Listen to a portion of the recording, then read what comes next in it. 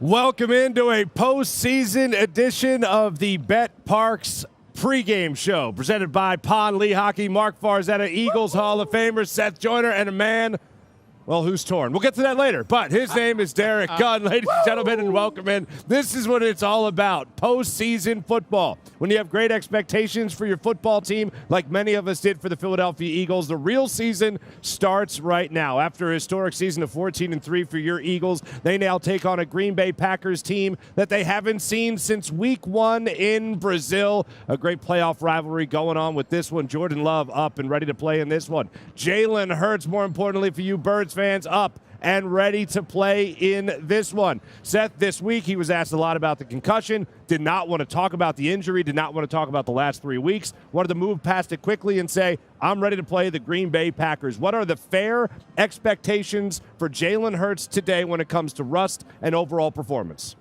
Well, I expect for him to come out a little slow to begin with. Hard not to, given the fact that, he hadn't played a game in 3 weeks, but I also believe that at some point in time he'll hit a stride. A lot of conversation, Marc, about, how they should deploy Jalen Hurts in this game today, whether they should be a little more guarded, whether they should just open him up and let him go. Listen, there's no tomorrows, to be honest with you. You got to win today in order to get to next week. And I think that, after 3 weeks of rest, he should be ready to go. Now, listen, I haven't been a huge fan of the call to Jalen Hurts' runs. I mean, there's a lot of times there's nothing you can do as a coach. You call a play, the play breaks down, Jalen takes off and he runs. That's different. When you've got numbers in the box, I can understand, making calls, especially when you spread everybody out to get Jalen running the ball. But I just feel like he is such an integral part of why the overall run game is so successful. Like we watched Lamar Jackson last night against the Pittsburgh Steelers come out and run early and often in that game, and then all of a sudden Derrick Henry just exploded and it opened up their entire offense. This is what I've been talking about with regards to Jalen Hurts and how important he is to the run game. Now, I'm not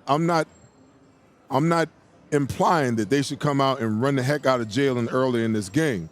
But what I am saying is that you cannot eliminate that part of it from the game plan, okay? You got to call your plays and let the chips fall where they may, and keep your fingers crossed that he's smart enough to get down and not take any of those blows going head first. Absolutely. Derrick Gunn, you followed it all over the last 3 weeks here when it comes to Jalen Hurts. He has only thrown 4 passes. He's had 1 completion in the last 3 weeks of the season. He dismissed rust, simply said, hey, do you expect to have some rust going out there? Yeah, this round 1 against the playoffs? He said, no. That was the end of the statement. What do you expect from Jalen Hurts today? I'm watching social media lines, and people expect him to come out and be Superman. You don't need him to be Superman. With the talent you have around you, there's not a weak link in this offense. Just come out and get in the flow. And if that means handing the ball off to Saquon 20 times to get in the flow, then so be it, because they have the offensive line that can move basically any defensive line off the ball. What I don't want to see is him coming out running these quarterback runs right away. Jalen was in concussion protocol for more than 2 weeks. Now, I don't know if it was a smokescreen or genuine concern by the organization that the concussion he suffered was maybe a little bit more extensive than what we all think it could be on the surface. But if that's the case, the worst move you can make is come out and have this man run 4 or 5 quarterback keepers right out of the back. You don't have to. You want him to avoid unnecessary hits at all time possible. He's going to have to throw the football at some point. Let him get in that rhythm first. You have a 2,000-yard rusher. You have 2,000-yard receivers. You have arguably the best offensive line in the game today. There's no other team that's playing that can say that. You have everything you need to get back. And if there is some rust, he doesn't have to hurry to get back in the flow of things. You've got 10 other guys that can help you significantly get back in the flow of things and put points on the board without you being that Superman to run that offense. And 6 of those guys, 5 of them are their offensive linemen, and the 6th is a guy named Saquon Barkley, who all he needs is a handoff to be able to do some special things. But just to break it down, and I want to be as specific as possible because Jalen Hurts wouldn't talk about a percentage, wouldn't talk about how banged up he was or anything like that. If this was maybe a couple of weeks ago, if he got hurt later in the season, would the concussion have forced him out of the last 2 games of the regular season? Or would he have been okay to play, specifically if the Eagles absolutely had to play starters in Week 18? It's a good question. And a lot of times there have been players in those situations. If it's a do or die game, did you bring them back too soon? Mm-hmm. We don't know because we don't know what these independent doctors look at in a lot of cases. They're all under the same guideline, but they look at things differently from team to team, player to player. So, with that said, I think it depends on the magnitude of the game. Mm. How many times do we hear about players, well, his knee is less than 100%, but he's going to push through and play it today, or a shoulder or an ankle. He might have sat this game out if it wasn't a do or die situation. That's the same thing in situations like this, unfortunately. I do want to point out that Jalen Hurts did credit the doctors and everyone who did exactly what they were supposed to do in concussion protocol, making sure that he got as swiftly as possible, but mostly as healthy as possible. Now, when we sat here last week, gentlemen, the last time we sat here, the Eagles were only a 3-point favorite against the Packers on the betPARX app. Right now, the Eagles are up to 5.5 points. When he was cleared, it jumped up to 4.5, and then it was at 5, and now it's at 5.5 as the Eagles' favorites. One person other than Jalen Hurts and other than Saquon Barkley, other than that offensive line that's going to have a lot to do with what the Eagles were able to do offensively today is A.J. Brown, another injury we have to check on. He stood at his locker for about 8 minutes this week and addressed the media.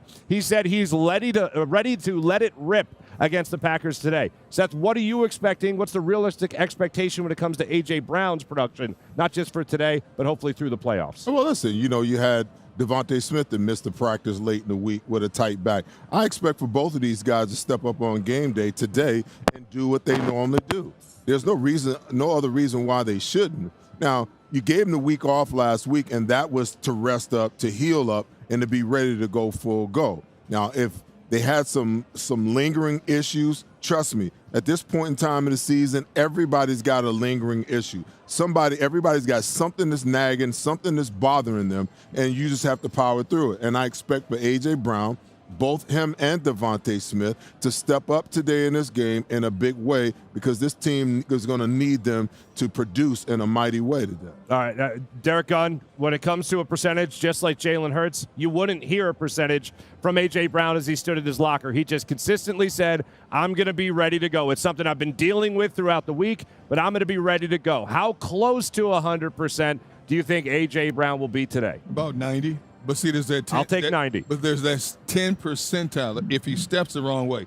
If he gets hit the wrong way, it could re-aggravate it and force him out of a game. But at this stage, like Seth talks about, I don't know if there's a player that's 100% playing that's still standing of the teams that are in the playoffs right now. Nobody's 100%. You have something that's bothering you. It bothers you for 6 days, and all of a sudden game day, that adrenaline kicks in. And that's better than any needle, any medication you could possibly take. And all of a sudden, it feels pretty doggone good when you get out there on that football field. But you do run a risk when you have something that has been lingering that long. And we've seen A.J. miss how many games this season? 5 games because of a knee injury, okay?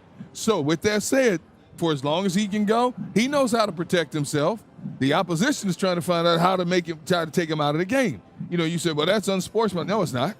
That's a part of sportsmanship. You tell Seth, back in your day, did you guys not sit down and look at injury reports? Oh, absolutely. And talk about hit this guy here, hit this guy right here. Hey, listen, I was listening to WIP this morning. Yeah.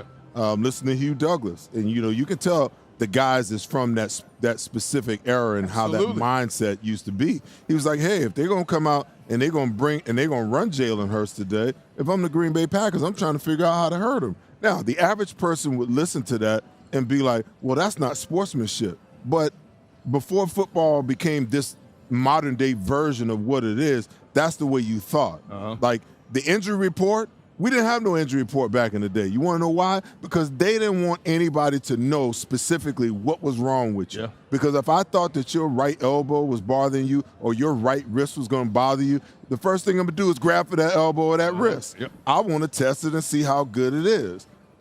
Listen, all is fair in love and war. And when it comes to one and done, win today or go home, this is love and war. It's that simple. So if I got a chance to take a guy out that's a major contributor, I'm going to take him out.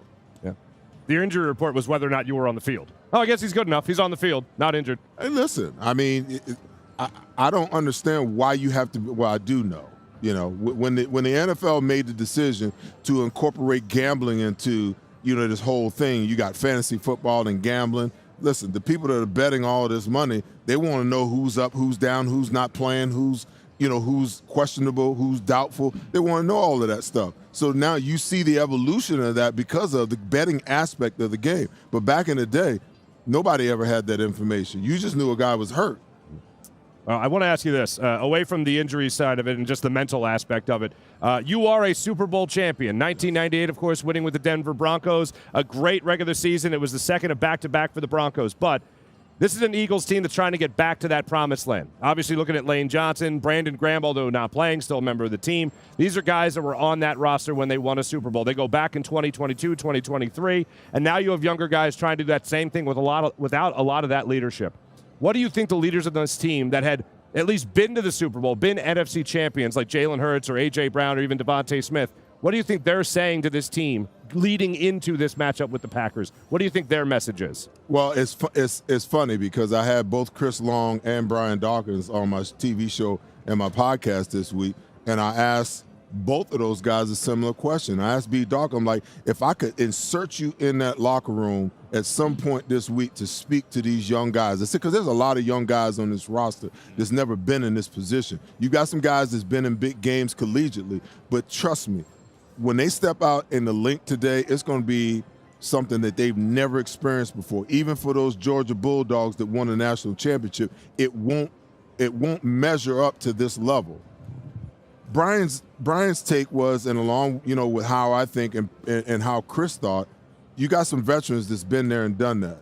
So those guys got to step to the forefront and talk to those guys about the importance. And one aspect is football. It's just another game. But at the other end of the spectrum, the finality of it, makes every single play that much more important.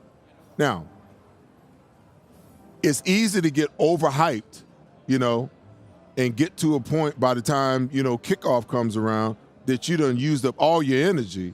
You got to learn you got to figure out a way to kind of tamp that down, kind of store it up until the game starts and then release it. And then the other thing is, when you're talking about big games, the old saying that the big players make big plays in big games, they take advantage of the opportunities. Sometimes the problem is, when you know that you're one of the prime players on the team, sometimes you can push too hard. Sometimes you can try to do too much. Sometimes you got to learn how to sit back and let the game come to you. And that's hard to do because sometimes it might be one of those games where you might only have one tackle in the game. But if everybody's doing their job across the board, then you got a chance to succeed. Teams get beat when somebody tries to do somebody else's job. But when everybody's doing their job across the board, you have a greater chance for success. So just details, focus. How do you get your mind, in that state that I'm calm, but I'm on razor's edge, in the minute that first whistle blows, that I'm 110 miles an hour to the football, doing my job in the most intense but calm manner that I could possibly be. It's tough. It's a tough situation. Until you've been in it and you've lived it, it is a tough situation for some of these guys to manage. But you got enough veterans. You got some veteran coaches that have been around that can speak to it, to kind of coax you and walk you through how the process should be. And saying is one thing, but trust me, doing is a whole nother deal. Fair enough. When we come back, we're going to talk about what's so different. Everything we've heard this week from both the Packers locker room and the Eagles locker room, even when it comes to the coaches, is that these aren't the same teams that faced off in Brazil in week 1 of the regular season. So what makes them so different? We'll dissect that when we return to the betPARX pregame show presented by Lehocky.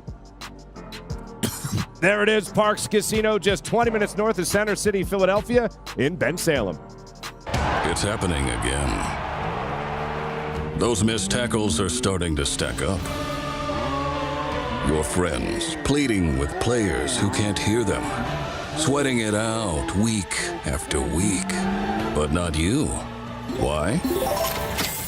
Because whether they score or not, there's always another way to win on the betPARX app. New casino users score up to $1,000 bonus back in their first 24 hours. At Lehocky Giordano, we understand the impact an injury can have on your life. Our experienced attorneys have recovered billions of dollars for our clients, and we know we can do the same for you. One conversation is all it takes to help you and your family get back on track. If you've been injured at work, give Pon Lehocky a call.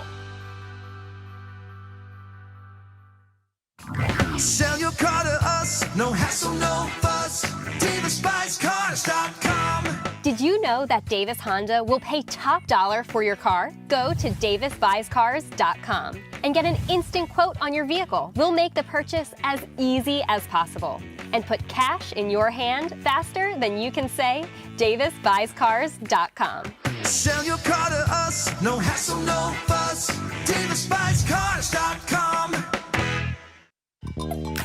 Oof, stuck paying for that old phone? Don't be.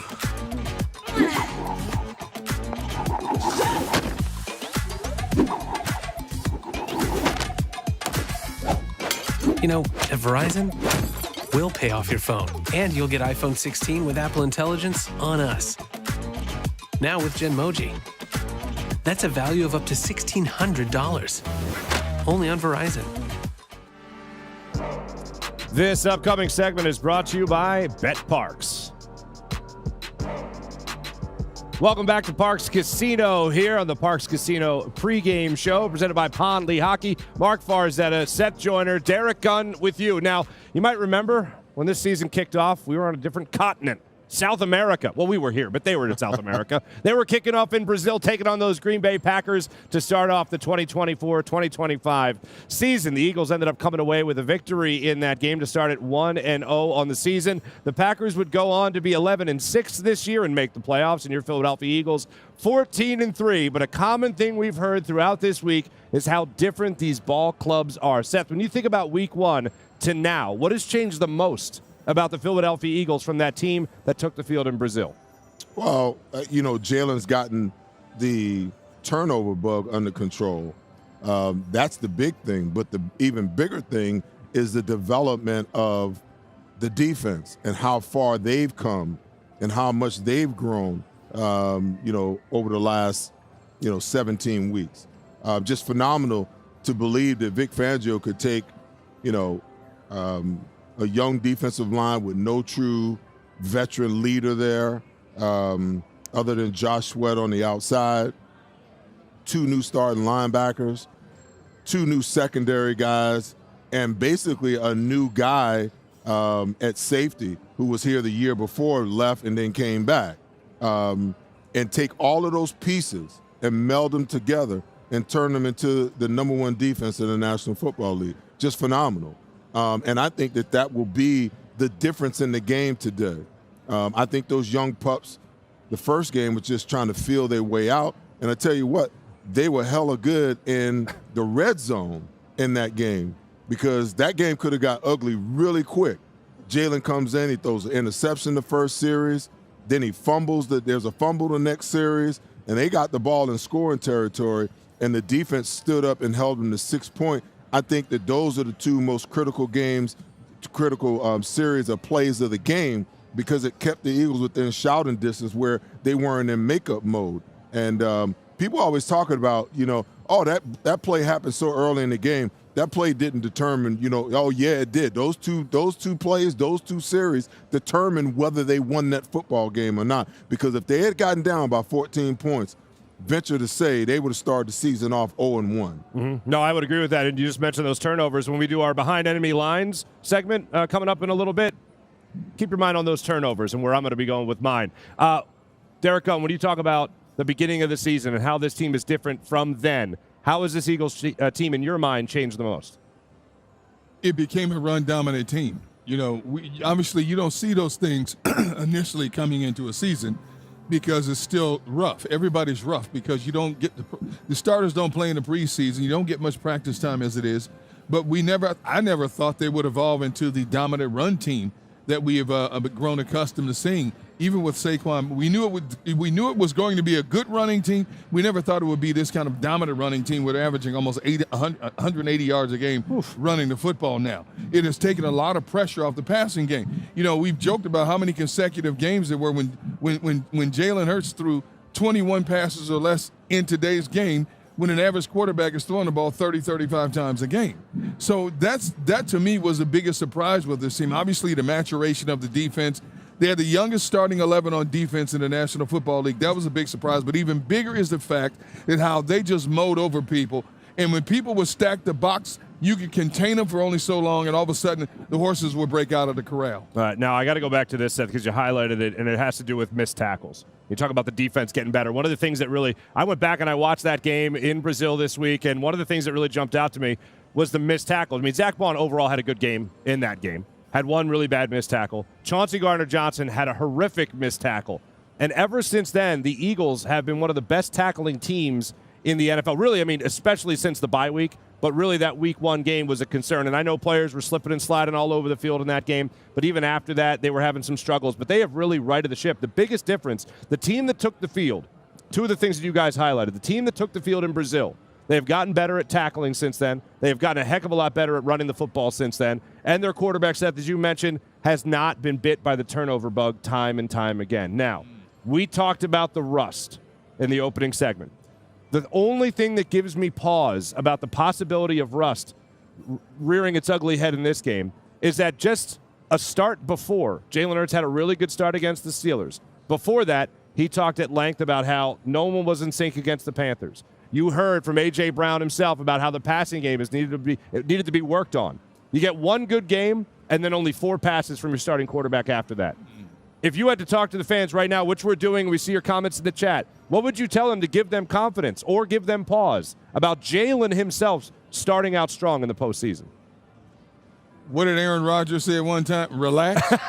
Relax. Okay. Relax. This team makes a lot of people bite their fingernails because they get out of the gate so slow sometimes. But wow, do they pick up steam by halftime. I wouldn't be surprised if they started slow in this game. And Green Bay jumped out to an early small lead. But as we found out, there's no lead that's insurmountable for this Eagles team.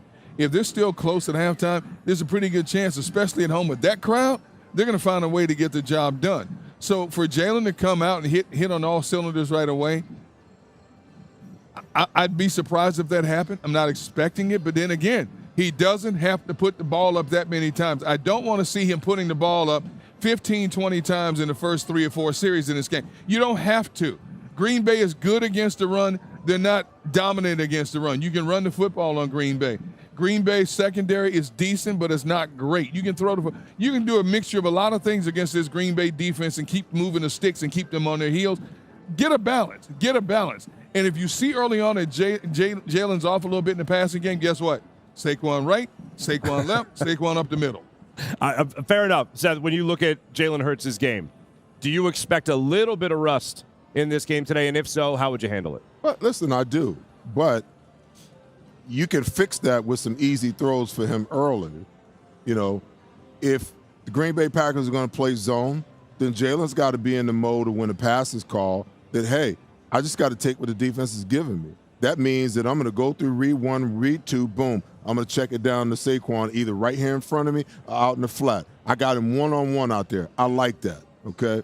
If they want to get in some man situations early, you know, then, hey, we'll take the slant routes and the 15, 10-yard comeback routes, stop routes. Just the easy stuff. There's no need to, like, make this so complex.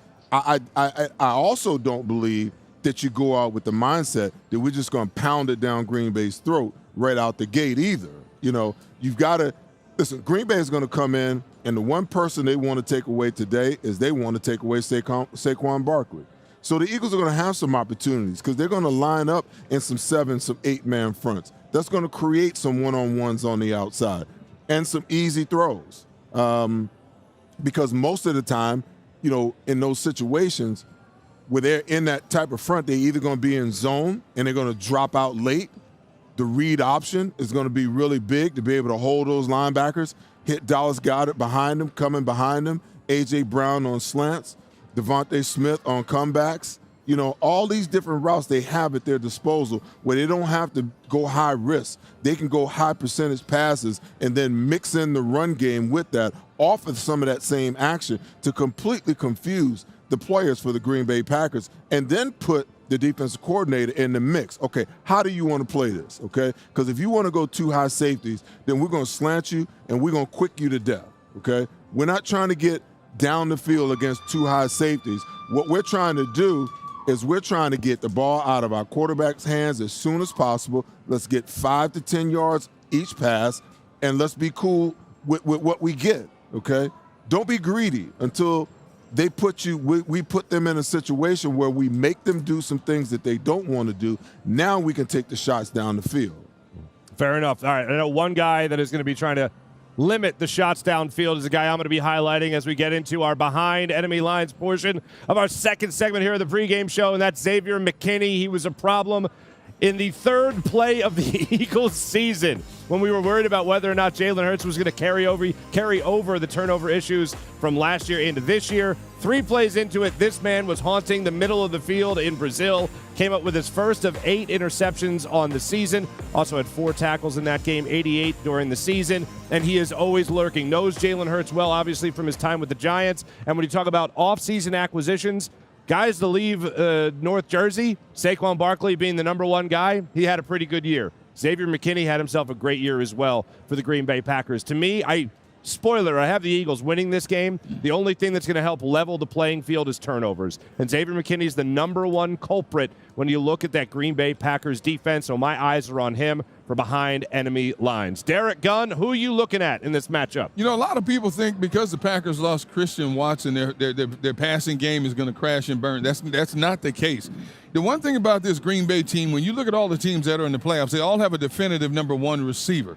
Green Bay doesn't have a definitive number 1 receiver. Basically, they have a bunch of young players in their second and third year, and you don't know who's going to get the ball at any given time. But I got to take a look at this young man, Jaden Reed, the second-year wide receiver out of Michigan State. He haunted the Eagles in that first game of the season. He scored on a 33-yard jet sweep, and he also burned him on a 70-yard touchdown pass. He was Green Bay's leading receiver with 857 yards this season. Oh, by the way, 44% of his receiving yards were yak yards. Now think about that, 44% of his yards. So when he finds a seam, he can be the home run hitter. He's a legit 4-4 guy, and he can be that home run hitter. He's not the biggest receiver out there, but he is crafty, and if you take your eye off him in 1 second, all of a sudden he's by you. The Eagles have to make sure they keep this young man in front of them and do not let him get behind you, because if Jordan Love finds him, he's going to hit him for a home run. When you talk about guys that stretch the field, the person that everyone talks about is Christian Watson. But when you look at Jaden Reed, 15 plays of 20 or more yards this season. And also Tucker Kraft, the tight end, not too bad also. Who are you looking at in this game, Seth? Well, let me just say the wild card for Jaden Reed is the fact that Devontae Maddox was the slot corner in week 1, not Cooper DeJean. Okay? So we got somebody that can cancel that out. I just want to throw that in there, DJ. I think at the end of the day, as this player goes, so does the Green Bay Packers. If he doesn't have a great day and if he doesn't light it up, then they don't have a shot, okay? We are the number 2 ranked, or number 7th ranked, let me get it right here. We are the number 10 ranked defense against the run. We're only giving up 104 yards per game on the ground. So, yeah, we're going to have to worry about, the Packers running back, Josh Jacobs.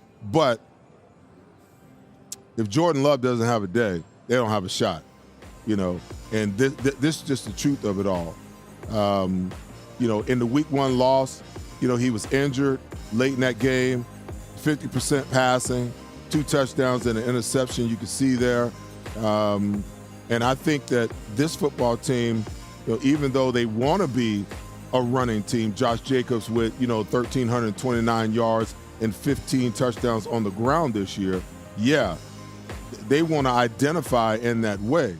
But they do that so that they can get the play action and they can get Jordan Love going. Now, if we can minimize Jordan Love, then we got a great shot at winning this game in a much bigger way than we even won it the first time. I do want to ask this to Derrick when you're talking about Jordan Love. We want to know about the injury status. Said earlier in the week, hopefully I'll be ready to go. Obviously, he's ready to go. I believe that was all gamesmanship, but said there was an elbow injury that caused numbness in his throwing hand. 100% today? I don't know about 100%, but tell you what, modern medicine in today's football game is a lot different than it was just 20 years ago. So if he's out on the field, he's going to be ready to sling it. But like Seth said, if I'm the Eagles defense, I'm tapping that elbow at least once or twice. Absolutely. And try to numb that thing just a little bit. Now, you bring in Malik Willis for Green Bay. That's a completely different quarterback because he can run the football. Jordan Love only runs the setup of throwing to dump it off somewhere. Malik Willis will take off run. That's a different element. So you want to keep Jordan Love in the game so you have a better shot of getting him on the ground than you do Malik Willis. Oh, boy. Hey, listen, I don't care. Malik Willis can't spin it like Jordan Love. No, he can't. I want Jordan Love up out of there. I'm going to test that elbow often and early. Even after he throw the ball, if I don't get there and I run by, I might just tap him on that elbow. Hey, you know what? Seth, even in pregame warm-ups, when you exchange a pleasantry, like that, hey, Jordan, how you doing, buddy? How you been? No, I'm going to go one better. When they go out for the coin toss, I'm going to tap it. when he put his arm out like that, I'm going to right up on the elbow. Maybe just shake his hand aggressively. You know what I mean? Get it moving a little bit. When we return, what do our experts here think about how the Eagles could be starting out this game when it comes to Saquon Barkley? How fresh will he be after his, historic day off in the final week of the season? We'll talk about that and more, and maybe more history right there on the doorstep for Saquon. We'll talk about that when we return to the betPARX pregame show presented by Lehocky. The Beer Garden here at Parx Casino. Enjoy a fine pint and take in a game. And the next thing I knew, I woke up in a hospital bed. Has a friend ever told you a story about an accident and someone says, you should probably sue them. Forget your friend. Call Lehocky Giordano. We're an injury law firm that's recovered billions of dollars for our clients. And with our vast network of attorneys throughout the country, we know we can do the same for you. So if you've been injured in an accident, give Lehocky a call. One conversation is all it takes, and you won't pay a dime until we win. Most people don't know how to get the care they need. The experts at Stay at Home Care can help. Before choosing a caregiver or family member for your care, you need to apply for the Home Care Program. The application process can be complicated. Stay at Home Care can help you navigate through every step. Once approved, your caregiver or family member will receive guaranteed weekly pay, a variety of medical benefits options, paid holidays, paid vacation, and overtime pay. Call Stay at Home Care, here to help every step of the way. This is Parx. This is how you roll. This is how it goes. This is how you pop. This is how you rock. Take a chance, do a dance, little romance. This is how you. This is how you excite. This is how you all night. 360 hit me. Now we're going all in. I can feel it calling. The crowd, the light, the night, the sights, the vibe is right. This is how you. This is Parx, Pennsylvania's #1 casino experience. This is how you win. Since 1893. Weber Display and Packaging has been Pennsylvania's leading manufacturer of corrugated packaging and displays. We're family-owned with 4 Philadelphia locations, 2 converting facilities, a warehouse, and a fulfillment center. Designed through delivery, we exceed customer needs. Weber Display and Packaging, our core values drive everything we do. Come join our team. Gentlemen, are you ready for a wardrobe update? Introducing Divine Nine's Custom Menswear, your clothier for truly unique, custom-made threads. With Divine Nine, you can design your own one-of-a-kind suit, jacket, slacks, shirts, golf pants, and shorts, perfectly handcrafted by our skilled artisans who will bring your vision to life. Prepare to stand out from the crowd with Divine Nine's Custom Clothier, official clothier of Seth Joyner. Custom clothing made for you. This upcoming segment is brought to you by Lehocky.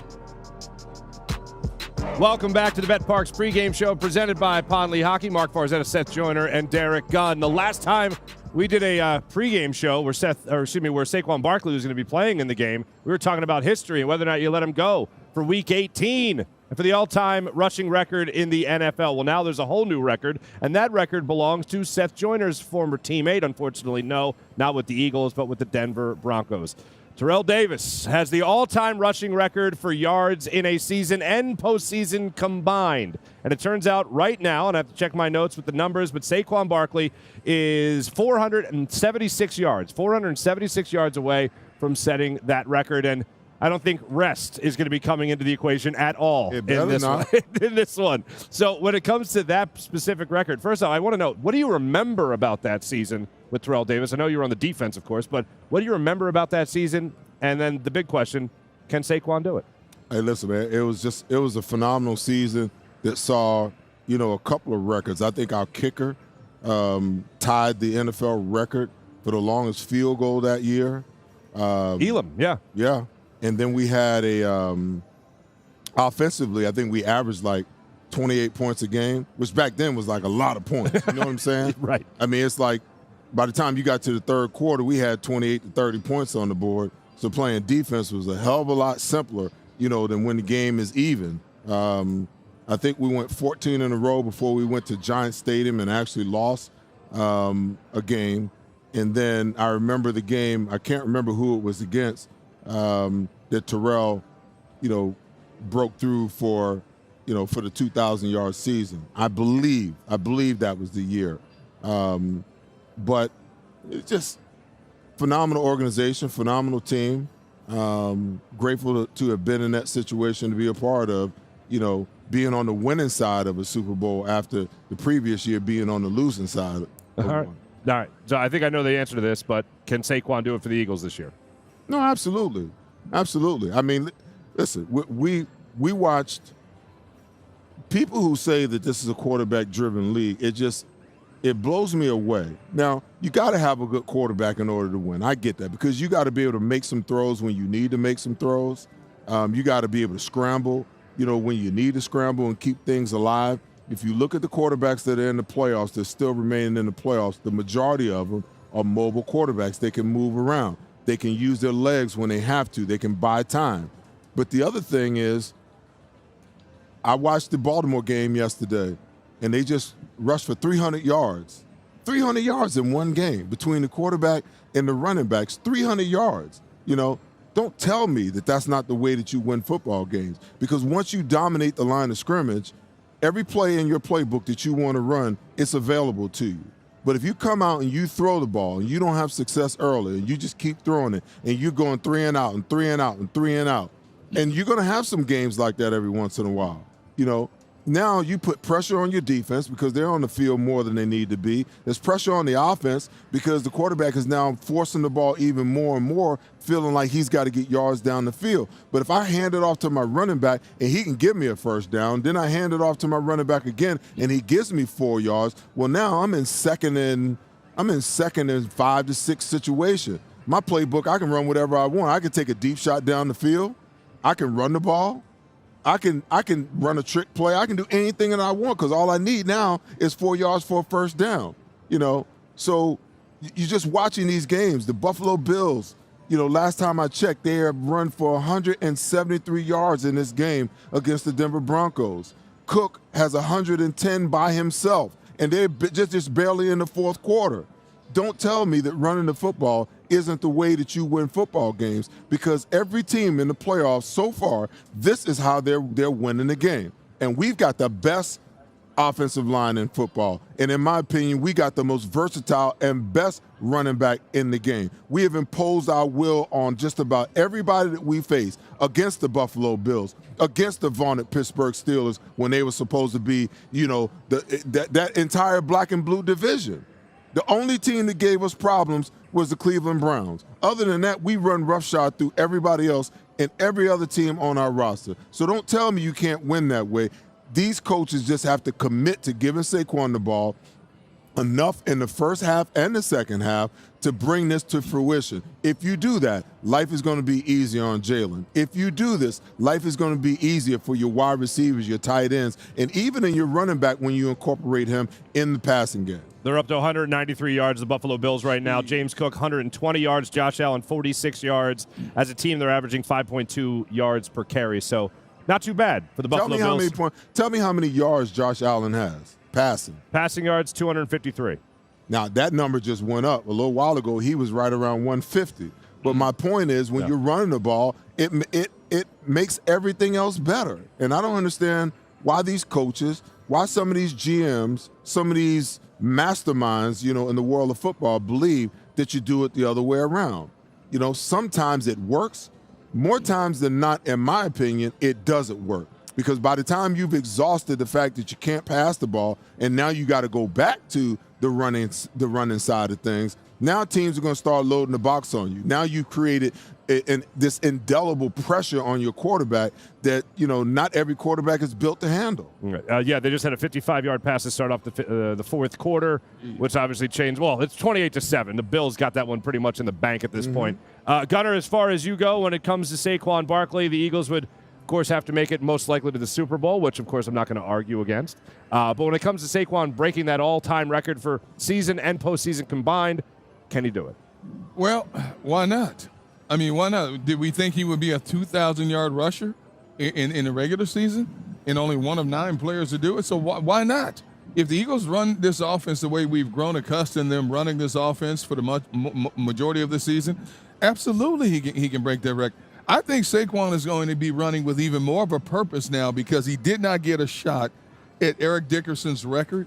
So I think it's more of a purpose, and I do think the Eagles might want to appease him in some way to let him get that other record. Now, it's not maybe as important as that Eric Dickerson record because it's been out there for 40-plus years.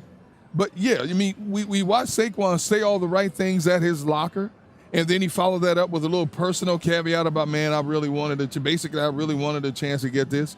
So he has another carrot out there to chase. So if I'm the Eagles and if I'm Saquon, yes, we impose our will on people enough. If we get up on people, then we can do it even more so. Yes, I do think he has a shot at that. Go ahead. Can I ask D Gunn a question? By all means. When have you ever seen Saquon run without purpose? I said even more so now. He ran with purpose all season, but it's stuck in his craw. Right. Because he didn't get the chance that last game to break that Eric Dickerson record. I got you. So there's that extra motivation now. There's another record out there to grab. I'm just pulling your chain. I know you are. Remember that time he quit against the Giants? What a quitter. Let the little kids eat. What did he say? He's just a quitter. But no, along those lines, D-Gun, I mean, in any walk of life, what makes you really appreciate something? When you sacrifice for it. Absolutely. And he sacrificed the chance, 101 yards away, getting the all-time record, as you pointed out, 40-year-old record. He sacrificed that opportunity. For what? For the chance to win a Super Bowl. But you know what? A lot of times when we make individual sacrifices, we make those choices. See, this wasn't just solely his choice. Sure. This was a collaborative effort. And I'm sure he had his say-so in terms of, hey, I really do want the chance to do this. At least give me the first 30 minutes to go out there and do it. But in the bigger scheme of things, cooler heads prevailed. And basically, Saquon, we love you, but we just can't give it to you right now. Did you see that? We love you. I can't. I just, the cooler head prevails thing made me bite my tongue. I got blood in my mouth right now. Okay, if you had a chance at the all-time sack record and you had the playoffs coming up and your coach just told you, Seth, you're 1.5 sacks away from the all-time single-season sack record, would that boil your blood? Yeah, it would. And then all of a sudden, wouldn't it give you extra motivation for something else in the second season? Nope, because you know what? You might as well deactivate me. No. You might as well deactivate me for the day, and you better put the National Guard at the gate to the vet to keep me from getting in there, because I'm getting that damn sack. Oh, okay. All right. Okay. All right. Have the National Guard on speed dial. All right, that's what they could do on the offensive side of the ball. Defensively today for the Eagles, we talked a little bit about Josh Jacobs, his ability to run all over the team so far this season, having himself a great year, over 1,000 yards and all that. When it comes to this Eagles team, though, this is what, again, makes me focus so much on turnovers because they could change the course of any game. But this defensive line for the Eagles, Seth, you mentioned the numbers earlier, and especially Jalen Carter anchoring that defensive line. As much as I expected Saquon Barkley to have a great year, I didn't expect 2,000 yards. As much as I expected Jalen Carter to be even better this year, he's exceeded those expectations. When it comes to the run defense, what has made them so successful this year? From Jalen Carter all the way back to Zach Baun as a linebacker, what has made them so successful as a run defense? Listen, they had the talent. Jordan Davis, I'm going to go a step further. Jordan Davis has played better. I mean, we sat and we watched the game last week, but I'm going to ask you, did you watch the game last week? Did you see Jordan Davis in the first quarter? I mean, not only was he stout against the run, but he was also running down screenplays. I get, it's funny because sometimes, when your teammates get accolades, it can motivate you in a different way. So finding out that Jalen Carter was going to be a Pro Bowler, it's just human nature in some way for Jordan Davis, deep down inside, to be motivated by that. You understand what I'm saying? Mm-hmm. Like, he's the elder statesman, not Jalen Carter. So I think that it's a combination of both of these young guys growing up and getting in shape where they can be on the field and play as much as they need to play, particularly Jalen Carter, to be disruptive. Better linebacker play. These guys are playing downhill more. You got a safety in C.J. Gardner-Johnson that will bring the lumber, when he's filling from a too high or a single high look when he's coming down to play the run. Reed Blankenship will put the hat on you. And most important, I think, you got Vic Fangio and a staff of coaches, in my opinion, that are the difference makers. Because players can only improve and players can only develop to the extent that they have coaches who are knowledgeable in what they're talking about, that can teach, that can communicate, and that can drill you in a way where what you need to do becomes second nature, okay? In my opinion, I haven't seen that out of the linebackers in the last 15 years for the Eagles, I know we had Nigel Bradham, during the Super Bowl run in 17, to me, he's not even close to the athlete or played at the level that Zach Bond is playing at. Okay, so how do you take a guy who we're all questioning whether he can be a linebacker in the NFL because he stayed injured for 2 years, and then take a guy, who was a special teams player and a situational player, in New Orleans, and how do you turn him into, a first-team All-Pro? How do you do that in 1 year? Mm-hmm. That's coaching, man. That's coaching. It's coaching and preparation and the desire and the will by the players to not only play for themselves but to play for each other. To two things, sound gap control and defense, number one. Number two, team speed, overall defensive speed. I think, and I've talked about it a couple of times this season, I think their team speed to flow to the ball is incredible. You look at a lot of them, they're gang tackling or they have jerseys around the ball and shut off lanes for the opposition to get through. And I know the youth movement has a lot to do with that, but the collaborative effort of the players, of the coaching staff in terms of teaching that has been impeccable for the latter half of the season. Did you guys listen to Vic Fangio this week? He said something this week that I thought was out of a movie. Like, I was ready to run through a wall, okay? And I haven't put pads on since freshman year of high school, okay? I know that might be surprising. But anyway, Vic Fangio takes to his press conference this week, and he gets asked about Zach Bond and expectations with Zach Bond coming into Philadelphia. And this was the quote. You don't put limits on players. If you put limits on players, you'll get limited production. Right. Take them to the ceiling they can go to.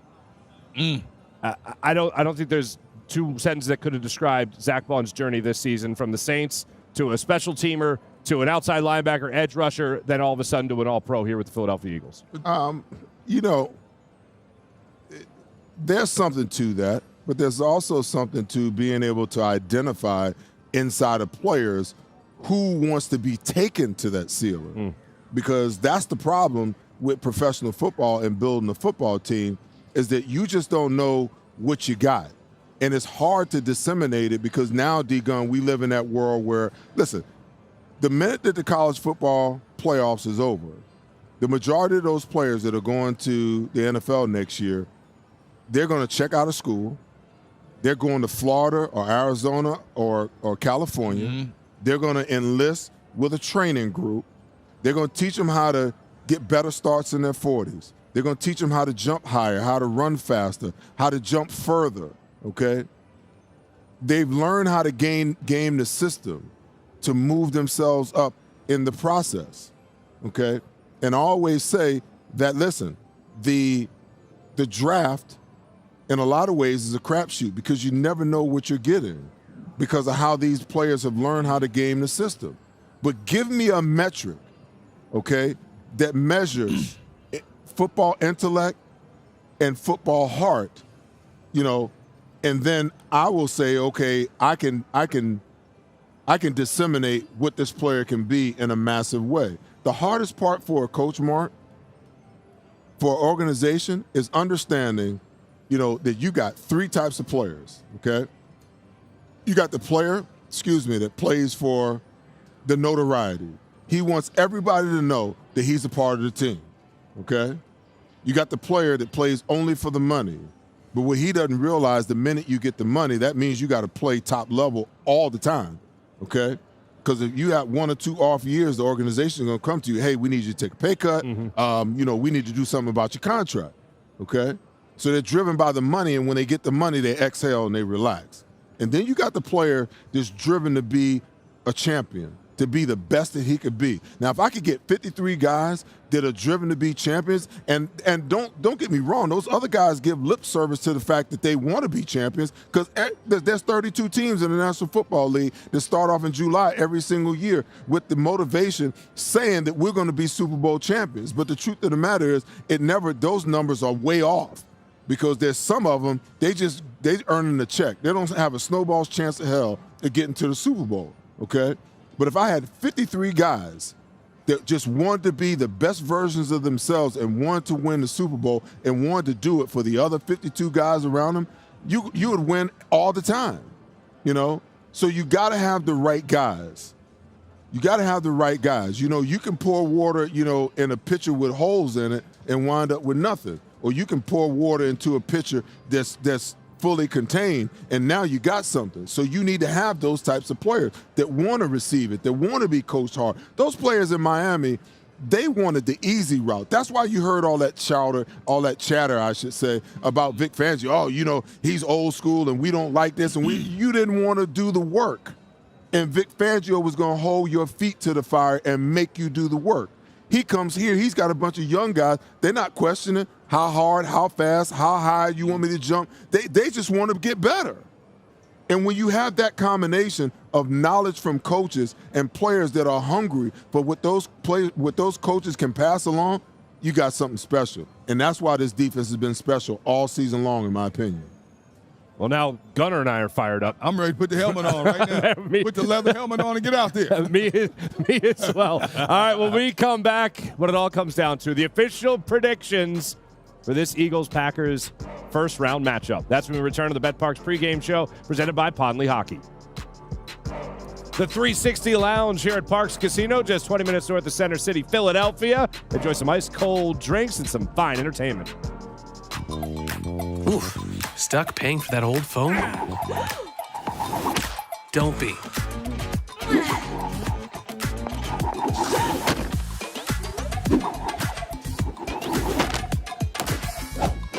At Verizon, we'll pay off your phone, and you'll get iPhone 16 with Apple Intelligence on us. Now with Genmoji. That's a value of up to $1,600. Only on Verizon. At Revolution X, we know that fortunes are made in times of uncertainty. Are you selling your investment real estate? Are you interested in deferring your tax with a 1031 exchange? At RevX, we're experts in 1031 exchange planning and the use of passive real estate options using DSTs. Not in the midst of an exchange and want to invest in real estate but don't know where to start? Revolution X has institutional-grade real estate options for any size investor right now. Set up a consultation at RevXWealth.com. RevX, defer the tax, maximize the gain. Pride, passion, and persistence. These are the values that drive us all at Ron Jaworski Golf. We strive to deliver outstanding conditions as well as playability for golfers of all ages and abilities. Our championship golf courses offer a variety of challenges, from a link-style walk along the river to an escape into the pines and everything in between. My team at Ron Jaworski Golf is committed to delivering memorable experiences every single day. See all we do at ronjaworskigolf.com. Most people don't know how to get the care they need. The experts at Stay at Home Care can help. Before choosing a caregiver or family member for your care, you need to apply for the Home Care Program. The application process can be complicated. Stay at Home Care can help you navigate through every step. Once approved, your caregiver or family member will receive guaranteed weekly pay, a variety of medical benefits options, paid holidays, paid vacation, and overtime pay. Call Stay at Home Care, here to help every step of the way. This upcoming segment is brought to you by Verizon. Welcome back to the betPARX pregame show presented by Lehocky. Marc, Farzetta, Seth, Joyner, and Derrick Gunn with you. We're going to get to our predictions, but let's first make our predictions on our mid-pen bank player to bank on. Gunner, I'll ask you first. Who do you think the Eagles can bank on the most in this game to all but guarantee a victory? More money, more money, more money. Put the ball in Saquon's hand and let him run. You may stop him early, but you can't stop him forever. So I'm going to go with Saquon in this game. All right, Seth, who you going to? Mid-pen bank player to bank on prediction. I'm taking Jalen Hurts coming off, the concussion protocol because I think he's a major part of what makes Saquon go. We saw that against Washington. The minute he went out of the game, all of a sudden the Eagles couldn't run the football at all. On those read options and those RPOs, the same way with Lamar Jackson and Derrick Henry last night, the quarterback takes off once or twice. It puts a defense in a conundrum. Then you throw in all the other things that they do with the run game, the multiple tight end sets, the misdirection things. I just think that Jalen plays such a big role. And when they do go play action and pull it out, he's got to make the throws today to make it count. So I'm going with Jalen. I think these are going to be the three names we've mentioned all year long. And I think the appropriate word for this is chalk. We're all picking our chalk guys. And my chalk guy is Jalen Carter. So two Jalens in this one here. Jalen Carter has to control the line of scrimmage. And one of the things that really amazes me is just he might not win every single battle where he's bowling over the offensive lineman and getting to the backfield, but he is certainly controlling every battle that he has. I want to know that Josh Jacobs is thinking about him breaking through the line of scrimmage to get a TFL in this game. I want, obviously, a guy like Jordan Love thinking about where Jalen Carter is in this game. And when you listen to guys talk about Jalen Carter in the locker room, and you also listen to a lot of the national talking heads, they all compare him to your former teammate in Jerome Brown and what he's able to do in controlling those battles every single time. That's the guy I want to see dominate today, and that's the guy I can also bank on dominating today to make sure everything else comes together nicely for that defense, especially when you're facing a passing attack that is missing one of their best weapons in Christian Watson, and they're going to be going at him with a guy like Jaden Reed against this defense. So for me, I look at, without question, Jalen Carter speeding up the clock of both Josh Jacobs and Jordan Love behind the line of scrimmage today. Okay. When it comes to the overall predictions, gentlemen, look, I'm going to take the first one on this one because I already put it out there on social media, and a lot of people are in this same ballpark. But I am not afraid of the Green Bay Packers. I respect them, but I am not afraid of them. I think the Eagles win this game by 10 points. I think the Eagles win this game today by a score of 31-21. And I think the Eagles are going to be able to go out there and put up points offensively. I think they're going to establish the run game. They're going to do something very textbook. I think they're going to establish their run early, make this an easy work-in game for Jalen Hurts to get him back on track, get this passing game back in sync later in the game. But they're going to establish the run early, set up the pass with that. Yes, Saquon's going to eat, but it's going to come down to being able to be clutch with your quarterback and not turning the football over, and your defense being pretty damn good up until garbage time, I'll say. So I'll go 31-21 in favor of the Philadelphia Eagles. Okay. All right. Gunner. Oh, here we go. What? Here we go. I picked way too much of a gap between the Wisconsin guy and the Philadelphia team. All right, where are we going? If you know anything about me, you know that I'm always objective. Objective, and you love to grill. And you can never confuse me with a homer. That's true. So with that said, the one thing that concerns me is Green Bay had the youngest team in the NFL last season, and they went to Dallas and blew the doors off of Dallas. They're a year older, year wiser, but the Eagles have way too much talent across the board for this team. The Packers are a decent running team. Jordan Love has not thrown an interception in his last 7 games. He had 11 on the season. He did the exact same thing in 2023. He had a lot of rough patches early, and when he hit the last stretch of games, all of a sudden he smoothed them out. They almost beat the 49ers in San Francisco last year. They came within one mistake on a drive that would have tied the game and won the game for Green Bay. I don't think Green Bay has a prayer, and you know what, of winning this game, but I think it'll be a little bit closer. Matt LaFleur is a really good head coach in the National Football League. I'm going to go 31-26 in this game. 31-26. So former Temple kicker Brandon McManus is going to have a busy day today. And he's had a great season, and he wasn't even a starting kicker for them at the beginning of the year. No, he's had a great season. Yes, he has. Seth, what are you looking at? I always love going after D. Gunn. Yes. Because he makes such great points. Yes. Last year, the Green Bay Packers went into the playoffs. They were running hot. Yep. I mean, they just hit the ground running, and every team that they played, they were just on fire. I mean, they go to Dallas and score 48 points on that vaunted defense. Yep. The difference between last year and this year is they're not coming into this playoff year hot. There's a little bit of question. You know, as well as Jordan Love has played, he hasn't been as effective and as efficient as he was last year, especially this time of the year. You know what the big difference is, though? What's that? Josh Jacobs. Okay. They didn't have a Josh Jacobs running the football for him. Right. But, you know, what's Aaron what's the guy that was there last year? Aaron Jones. Aaron Jones wasn't no slouch now. No, he wasn't. Now, you got a bruiser in Josh Jacobs. Yeah. You know, Aaron Jones, to me, is doing a phenomenal job over there, you know, with Minnesota. You know, so I do believe that, you know, they felt like they needed that piece, you know, to take a little bit of pressure off of Jordan Love. Right. But this game is no different than any other from the standpoint of how the Eagles defense, you know, looks at this thing. You got to come in, you got to limit the run game, especially early, and put them in a situation where you make them one-dimensional. Let's just be honest. The Packers got a lot of talent. Their defense is playing a lot better than it has, you know, in the past. But the Eagles are just simply a better football team. Absolutely. They're a better roster from top to bottom. Absolutely. You can question whether Matt LaFleur may be a better head coach than Nick Sirianni or not. I don't even know that that's true. But when you look at all the other elements, it tells you that the Philadelphia Eagles are simply the better football team. And the Green Bay Packers have not played well against the top teams in the National Football League this year, specifically in their division. Okay, of the 6 games they lost 2 to Detroit, they lost 2 to Minnesota, they lost 1 to us, and they lost to the Bears. That's their 6 losses. Yep. You know, 5 of them against, you know, the upper echelon teams. So I expect, you know, it's the playoffs. I don't expect for a blowout, but I expect for the Eagles to win this game 27-21. 27-21. There we go, ladies and gentlemen. Let's eat. before we get he's so excited. Tell everybody what he finally got today. Okay. For 17 weeks, now 18. Here we go.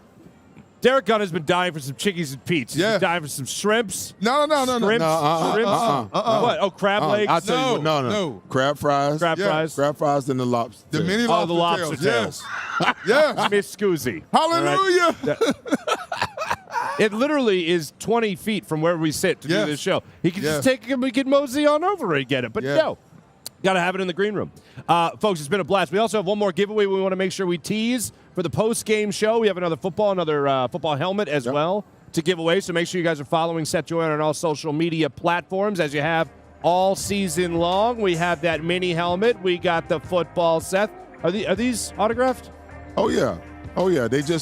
So they've got to tune in to the post-game show to be eligible because that's where the winner's going to be picked from. You know, so in the first 2 or 3 segments, you know, they got to be here. So we got to be able to see him. Like last week's winner, you know, I think he was in there early, but then he exited. And while we chose him, you know, he never claimed his prize. Yeah. So he's SOL. So be there. Be there in the post-game show comments after this Eagles victory, we hope. So after this, we'll be they'll be doing it. They'll be winning. I don't want to jinx it. Look at how excited Gunner is. Zeke Elliott. It's chow time, baby. It's chow time, baby.